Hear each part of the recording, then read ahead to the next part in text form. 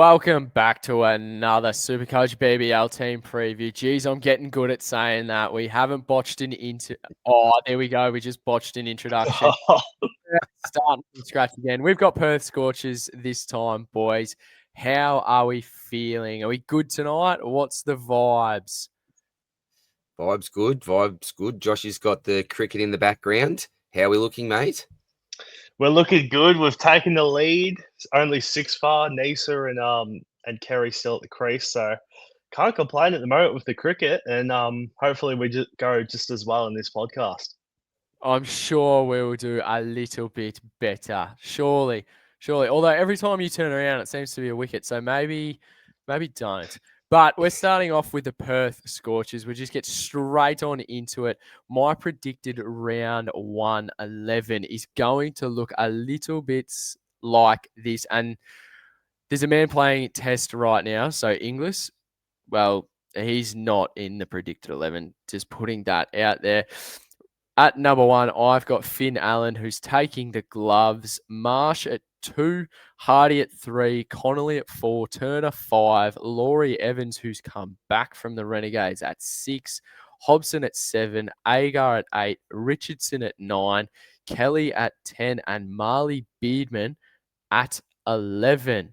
Now, there's no David Payne. He'll be coming later on in the tournament for 4 to 6 games plus finals.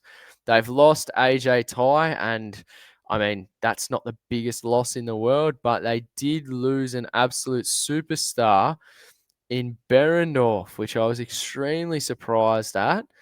Joshy, surely our round 1 11s look this kind of similar, surely.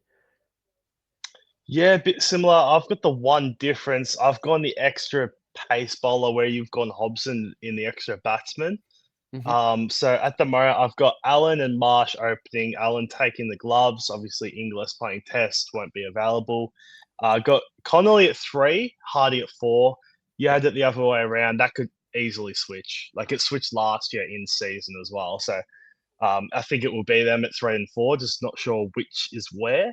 Then you've got Laurie Evans at 5. I've got Ashton Turner at 6. Agar at 7.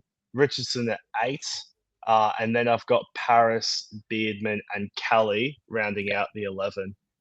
So yeah, I've just gone the extra pace bowler where you've gone the extra batsman. I've got Hobson as my 12th man now. Very stiff to miss the squad, but yeah, one difference. So I think we're pretty much on the same page there. Are you not worried at the time of recording, we still have 9 days until BBL15 kicks off, that Joel Paris gets injured? It's definitely a chance. And I mean, that Perth Scorchers bowling lineup is already so different. Like, Matt Kelly is a very proven Supercoach player 4 or 5 years ago, maybe even longer. But this year is the year for him. He's 80K, and they've lost Ty, they've lost Berendorf, and lost Lance Morris to injury. So they're 3 massive outs for the Scorchers' pace attack. I know they brought Paris in, like I've said, but I think there's still a spot for both of them, alongside Beardman as well. But as you said, Paris's injury history is not great, but he was able to get through last Big Bash. Yeah, he come back from the Stars. So, I mean, I think they basically tried to do the like for like, but obviously he's not the caliber of player that Berendorf is. But in saying that, I mean, I think what you would assume that the 4 quicks that are going to play majority of the games are it's Paris, Richardson, Kelly, and Beardman. If there's no injuries, like that's basically going to be their bowling lineup in the fast bowling department. Yeah, I agree. And yeah, I like your lineup better as a Hardy owner, because if they go the extra batsman to Hobson, it's looking pretty good for Hardy getting some overs. Because you're obviously going to have the main attack with Richardson, Paris, Beardman, maybe leaving out the Paris Kelly. And then Agar gets the spinning overs, Connolly maybe some, but it looks like Hardy would be a bit more of an opportunity. We'll get into it later. I think Mitch Marsh is going to be a batsman only this year. I think he's behind Hardy, behind Connolly, and that quartet of pacemen. So we'll get into that later. But I like your lineup as a Hardy owner for sure. I hope he does bowl. I really hope he does in reference to Marsh, but I don't see him bowling, which is so unfortunate because it'd just be such an easy SuperCoach pick. And yeah, I mean, speaking of SuperCoach picks, they play the first game of round 1, and it is a beautiful scenario to loop some of these players. So, do we currently have any of the players that we've mentioned so far in our starting teams? Like DR, surely you've got a couple. I reckon you would. I do have a couple, mate, and you have mentioned them, Hardy and Marsh. And I think this one's just so easy. You just said it. They play the first game. So for me, at their price, you stick them on the bench, one in the batting lineup, one in your bowling lineup, and just call it a day. Like I'll look back at some of the prices. So Mitch Marsh here, so going back to 22-23, 246,400 for the starting price. Next year, 197,300, 152,000 last year. Now at 117,500. Even if he doesn't have the ball in his hand too much, surely as an opening batsman, that's almost good enough at the price, given the fact that we are talking about Mitch Marsh, who was an absolute beast on his day here. And Hardy, look, a couple of years ago, 23-24, 178,000. The year before, 177,000. So 2 really consistent years, all the way down to 74K this year.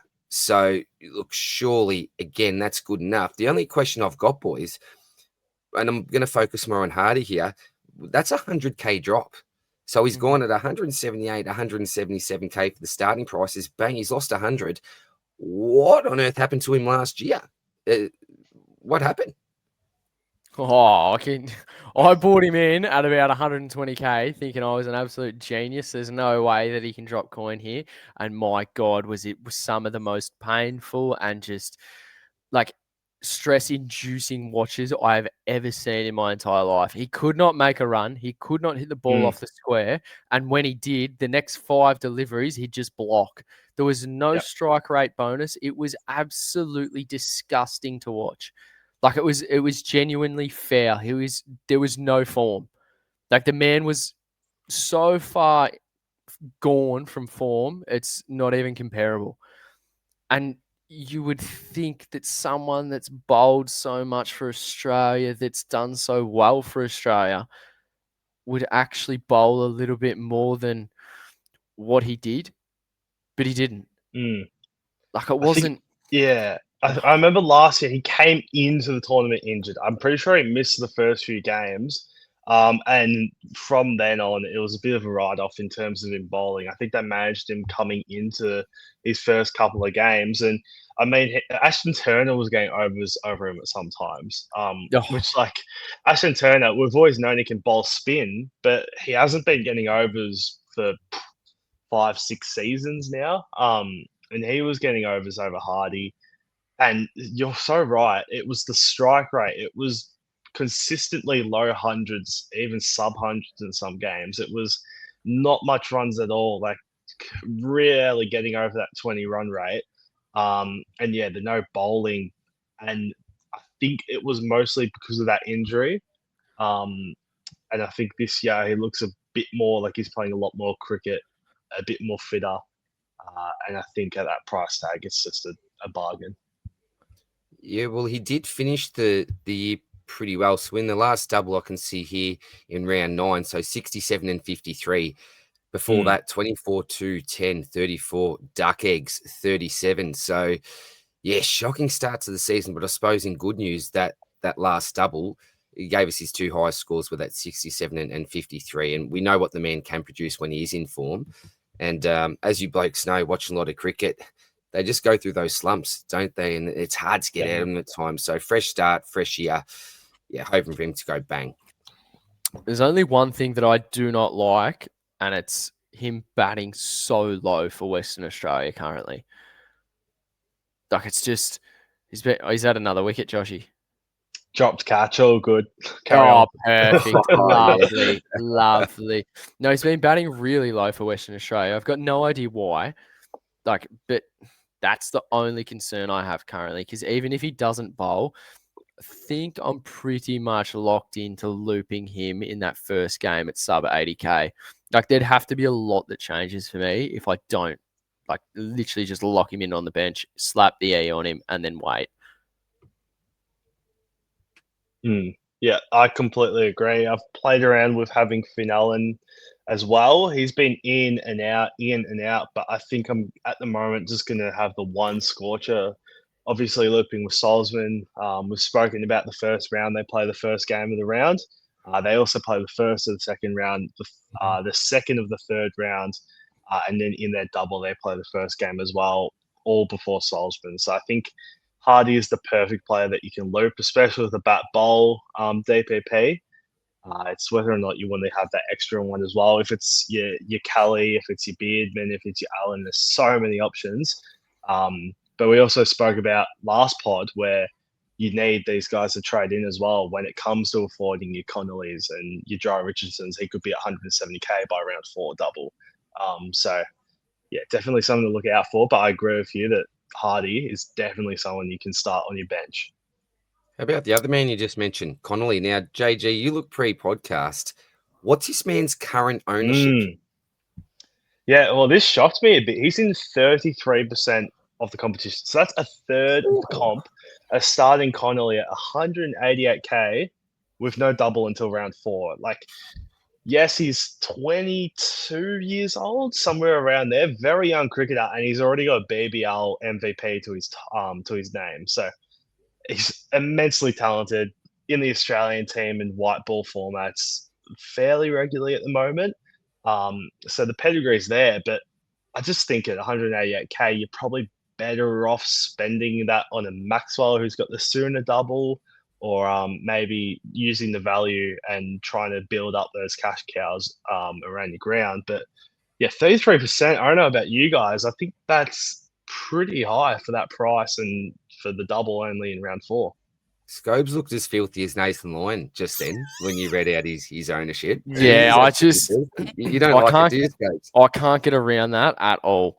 150k, then it's like understandable. 188, almost 200k, no thanks. Like you'd have to imagine that most of those teams are the ones that saw that SuperCoach BBL was open, then they just jumped in, autofill, close the app, haven't opened since.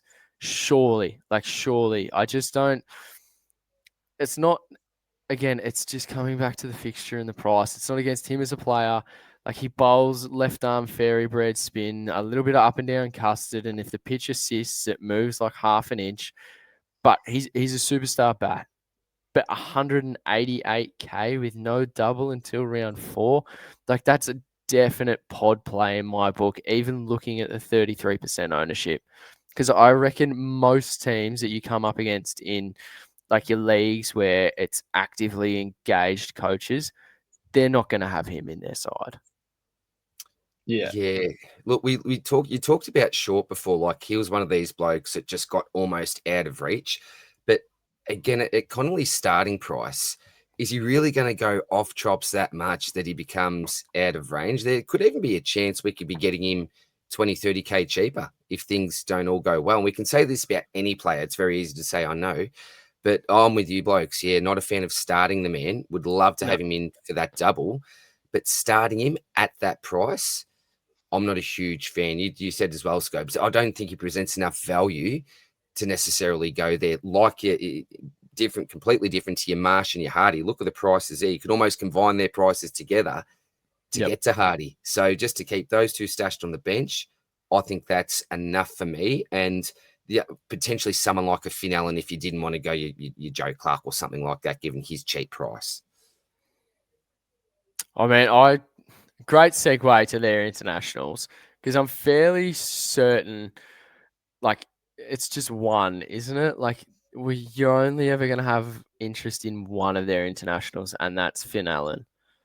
Like, is David Payne available for the round 4 double? If we're talking looking towards that double as well. It's last 4 to 6 games plus finals, so it's not specified. Oh, yeah, that's not great at all. You don't want to start Laurie Evans at 5 or 6 as a pure bat. Exactly. So yeah, I would agree. Just the Finn Allen Like in terms of I'm the very, internationals. very interested in Finn Allen. 100% interested. Yeah, Don't think I'll. Well, I won't say I don't think I'll start with him, but out of them, he is by far and away the one that I'm most keen on. yeah, and especially like as we've mentioned a couple of times, I've got behind me the test on right now. Josh Inglis is in that side. That means that Finn Allen has the gloves, and we've Yep. spoken about how handy those keeping stats can be. You know, your stumpings, your runouts late, your catches. Add that to what he is as a player. Second year in the Big Bash, we've seen the first year cricket, the first year batsmen internationals struggle a little bit on Australian pitches. Now that he's a season in, we did see some bigger scores later in the BBL last year. It's going to be hard for me to leave him out. He's been in, out. But regardless, I think he's still going to be reasonably cheap Cummings round 4 double. And yeah, I think he's the only double, the only international that we can look at for the Scorchers at the moment. If you're looking for a player to loop around one that has the capability to score you genuinely like 150 plus points, it is Finn Allen. Simple as that. Because as you said, the first half of last year, bloke couldn't buy a run, and then it was like a switch was just flicked, and he just went absolutely bananas. Like he was getting to that 20 runs, and you get the strike rate bonus literally off like 8 deliveries, and he's already on 60 points. But then again, there's nothing worse than when he goes out off 19, which happened, I think, 2 games in a row from memory. Oh, that's harsh. It's just, like nothing more infuriating. But if you're looking for a player from the Scorchers to loop first game and you like a little bit of fireworks, some explosiveness, it's Finn Allen, hands down. There's no better option in that department.